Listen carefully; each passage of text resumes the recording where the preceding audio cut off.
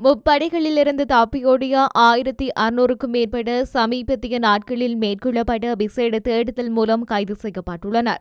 முப்படைகளில் பணியாற்றி சட்ட ரீதியாக அவற்றில் இருந்து விலகாத நிலையில் கடமைக்கு சமூகம் அளிக்காத சிப்பாய்களை தேடி கைது செய்யும் நடவடிக்கை ஒன்று தற்போதைய நாட்களில் நாடளாவிய ரீதியில் மேற்கொள்ளப்பட்டு வருகின்றது.